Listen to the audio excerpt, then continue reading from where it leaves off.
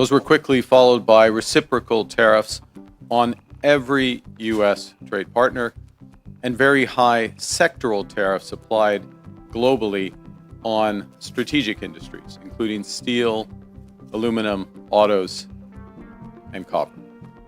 In October 2025, new tariffs will come into effect in the US that will shake up one of the most important sectors of the economy, transportation.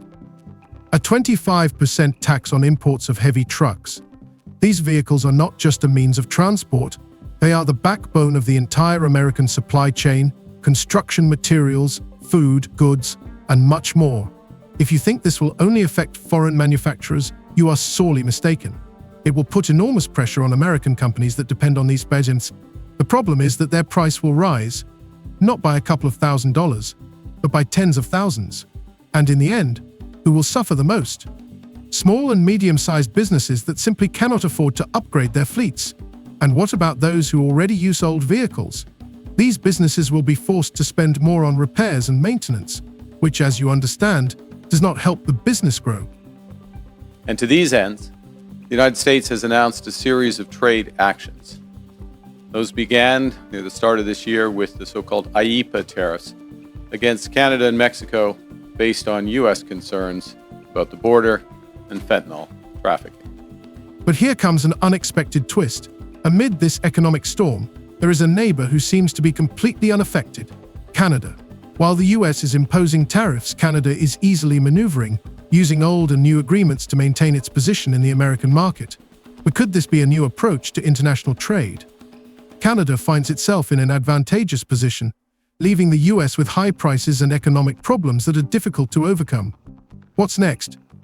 Instead of remaining in the shadow of its neighbor's huge economy, Canada is making a strategic move. It is beginning to strengthen its own economy by implementing ambitious projects aimed at reducing its dependence on external factors. This move could not only help Canada overcome its difficulties, but also allow it to reach a new level. While the US faces challenges in agriculture and other industries, Canada is strengthening its position in the global market, who will ultimately emerge as the leader in this economic standoff. If you're interested in how this could change trade and what will happen next with truck prices and other goods, stay with us. Today, we'll explain how Trump's tariffs on heavy trucks are not only creating economic problems for the US, but also giving Canada a unique opportunity to reach new heights. Stay tuned. As a result of these developments, the breadth and the depth of the changes in U.S. trade policy have become more fully apparent. October 1st, 2025 was an important moment in the history of the American economy. US President Donald Trump announced the introduction of new tariffs on imports of heavy trucks, amounting to 25%. This move, he said, is aimed at protecting American manufacturers from unfair competition from foreign companies, which, according to the administration, have flooded the American market with their cheap goods. According to the president's statement, such a glut of foreign long-haul trucks is not just a market problem, but a threat to national security. The idea of protecting domestic manufacturers seems logical at first glance, but behind this decision lies a whole chain of economic consequences that could affect business and the daily lives of ordinary Americans. The heavy trucks that are the target of these new tariffs are not luxury cars or luxury goods. They are a vital part of the US infrastructure. With its vast territory and diverse industries, the country depends on these vehicles to deliver goods. Trucks are the link between factories, warehouses, farms, and retail stores. They transport everything from food to building materials and large industrial goods. The point is that they are not just part of the transportation network, they keep the entire economy running. But what will happen when the cost of these vehicles, which companies pay hundreds of thousands of dollars for, increases by a quarter? Can tariffs really help solve the problem of unfair competition? Or will they hurt those who already use these trucks in their business? Unlikely. According to industry analysts, heavy trucks already account for about 10% of all transportation costs in the US economy. Experts estimate that the introduction of a 25% tariff will increase the price of a new truck by $50,000 to $70,000. For most American companies, this is a colossal amount. Many of them simply cannot afford such expenses. The United States has also imposed substantial trade actions on the Canadian lumber industry. Now, in recent weeks, the United States has agreed a series of trade deals with a variety of countries. And these deals have several aspects in common. First, baseline tariffs that cover a broad range of goods and services that are substantially higher than those U.S. tariffs that existed before. Small and medium-sized companies will be particularly hard hit, as they will be forced to either give up buying new vehicles or use old and heavily worn vehicles for even longer. There is a saying in the transport industry, every week on an old truck is a week when the business loses money. For small companies, this is not just a financial risk, but a matter of survival. Already, such firms are forced to work at the limit of their capabilities, and with the rising cost of trucks, they will have to extend the life of their old fleets. This will lead to even greater wear and tear on vehicles, increased repair costs, and reduced overall road safety. In recent years, against the backdrop of aging fleets, the number of accidents involving trucks has been growing, and increasing the load on old vehicles will only make the situation worse. However, truck tariffs affect not only transport company owners, but also huge sectors that depend on the timely delivery of goods. Construction companies, farmers, retail chains, all of them will face increased logistics costs. For most small and medium-sized businesses, a 10 to 15% increase in transportation costs will lead to higher prices for goods and services. This will particularly affect agriculture and manufacturing, where delivery costs are an important factor in determining overall profitability. For example, farmers who have long operated in a highly competitive environment with unstable product prices will be the first to feel the impact. In rural areas of the US, a large number of family farms depend on cheap transportation services to deliver their products to markets. If transportation costs rise, this will immediately affect end prices for consumers, as well as the profits of farmers, who cannot always cover the increased costs. In practice, this will force farmers to raise the price of their products or reduce quality, which will also affect consumers. Existing problems in agriculture, such as unstable grain prices, are already forcing farmers to cut back on production, and higher truck tariffs will only accelerate this process. This new U.S. trade policy has several motivations: to raise tariff revenues, to protect strategic industries, to encourage foreign investment in the United States, and to change trade and non-trade policy in U.S. partners. Truck tariffs could even affect industries such as car manufacturing, where heavy trucks play a key role in delivering components to factories. If transportation costs increase, manufacturers will be forced to raise the price of their products, which will lead to higher prices for cars and other goods. This will not only affect cars but also other industries that require the delivery of heavy and large goods. The price of equipment for construction companies, for example, has already begun to rise, and now the increase in the cost of trucks will only exacerbate the situation. The introduction of tariffs will certainly affect foreign companies, but it will actually hit the US domestic market. With the rise in truck prices and, accordingly, transportation costs, companies across the country will see their expenses increase. How will this affect end consumers? It's quite simple. Higher transportation costs will lead to higher prices for goods and services. This, in turn, will put additional pressure on American consumers, whose incomes are already growing slowly, while the cost of living has long since reached a new level. Specifically, under the new U.S. approach, countries must now buy access to the world's largest economy through a combination of tariffs, investments, unilateral trade liberalization, and policy changes in their home markets. First and foremost, the increase in truck prices will hit transportation companies. For large firms, this will mean an increase in capital costs, which will negatively affect their profits. Ideally, such companies may try to pass this burden on to their customers. But small and medium-sized companies that do not have such resources will be forced to either give up transportation or close down. This will also create an unjustified shortage in the market, which will further exacerbate the situation. At the other end of the spectrum are large companies such as PACCAR, which manufactures brands such as Kenworth and Peterbilt. They may benefit in the short term from the tariff increases, as the cost of imported trucks will rise, giving them an opportunity to compete with foreign manufacturers. However, even these companies will come under pressure as rising prices for components such as steel and aluminum, which have already jumped 10 to 15% due to previously imposed tariffs, also increase their production costs. Thus, despite the potential benefits of the tariffs, the increase in truck prices could negatively affect all market participants, forcing them to look for ways to offset rising costs. When Donald Trump announced the introduction of a 25% tariff on heavy trucks, many assumed that this decision would benefit American manufacturers and help stimulate domestic production.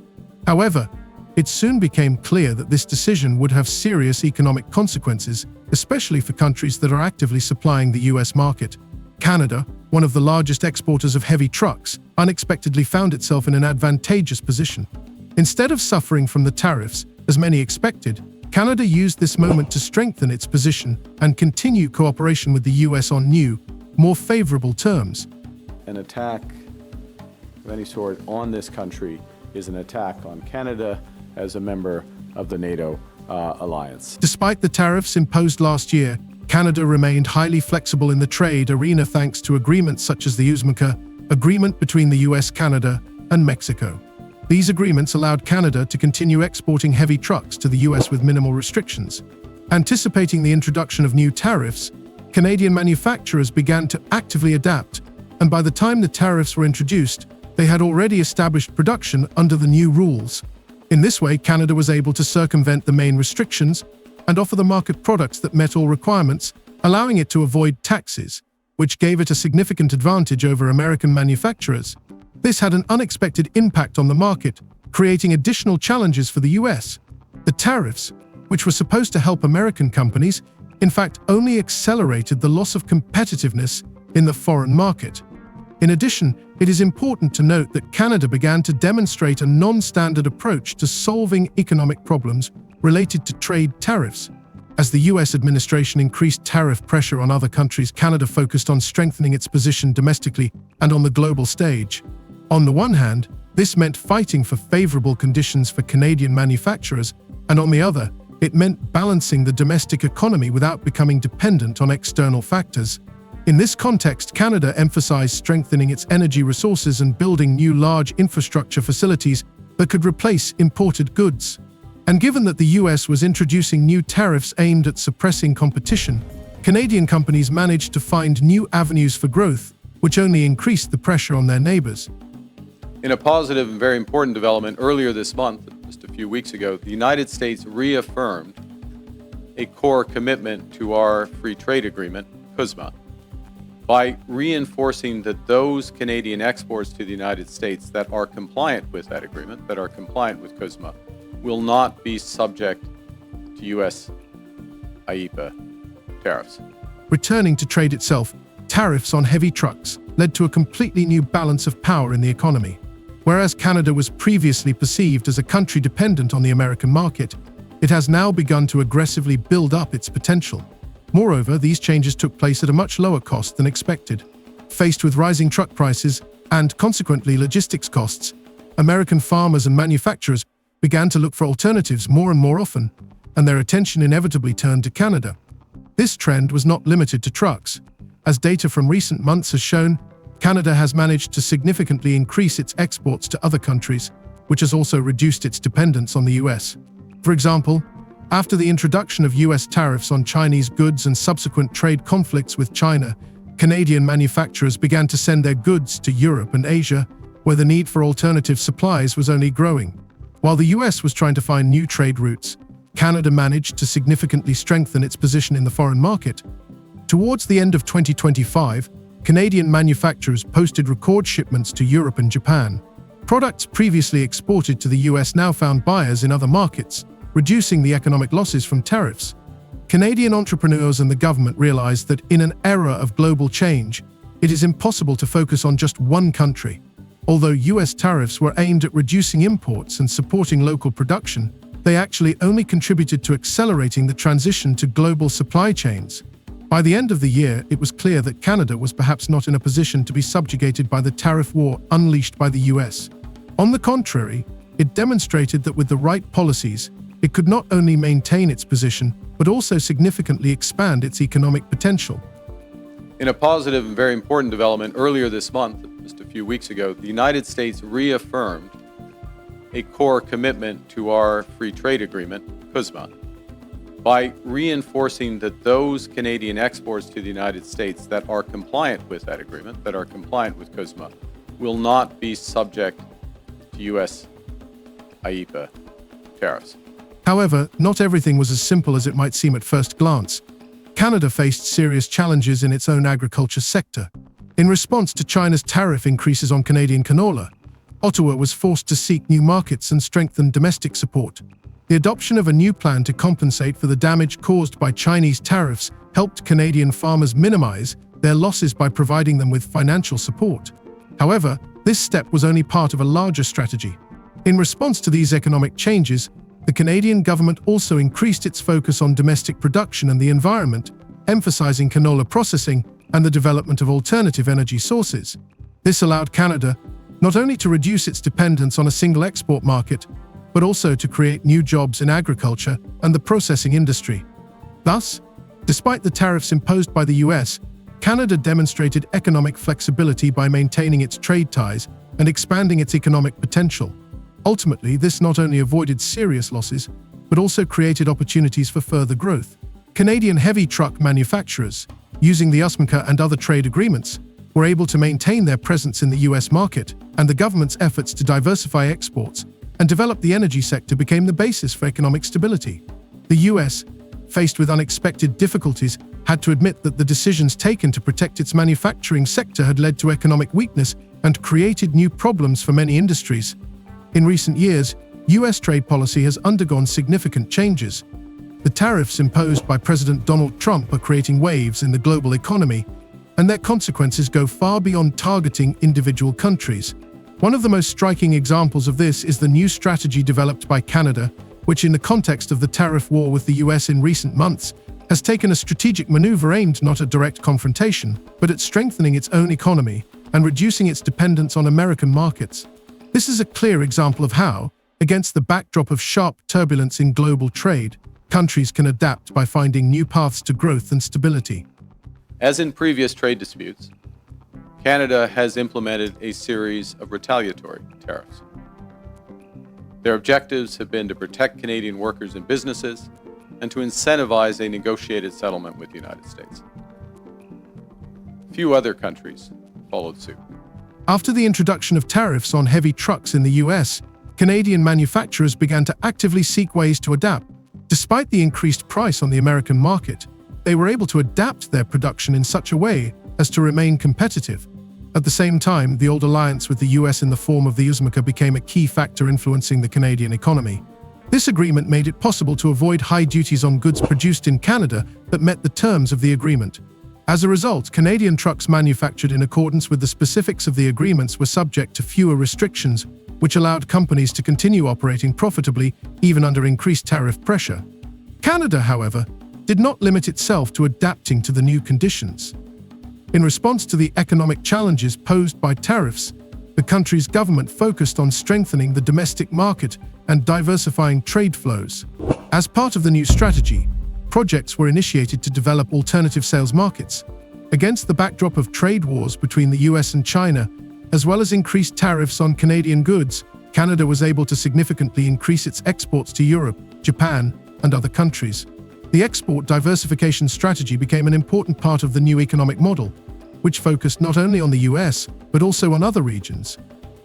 In fact, the average US tariff rate on the world has jumped from just over 2% at the end of last year to almost 16%, 8 times higher. 16% currently. One important aspect that Canadian economists have highlighted is the development of energy projects aimed at reducing dependence on the US market. With the launch of a number of major infrastructure projects in the energy sector and the construction of new production facilities, Canada has significantly strengthened its domestic economy and reduced the risks associated with possible fluctuations in world trade. The success of projects, such as the development of LNG, exports and the expansion of critical energy facilities, has been an important milestone in strengthening the strength's economic independence. However, the most important outcome of this new strategy has been Canada's ability to effectively exploit the weaknesses of the tariff war unleashed by the US. Although Trump claimed that tariffs would bring jobs back to America, in practice they led to Canadian manufacturers finding new ways to enter the market, expanding their presence in countries where America had become less influential due to political and economic changes. Canada, in turn, used these opportunities to strengthen its market position and find new buyers for its products, thereby avoiding significant economic losses. those trade deals with other countries also have limited or no relief from those sectoral tariffs in those strategic industries such as steel and autos.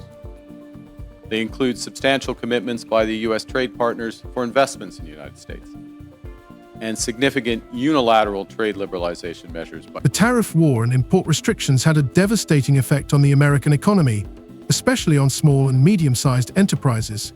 While many American manufacturers tried to adapt to the new conditions by increasing their logistics and production costs, Canadian companies were able to offer more competitive prices.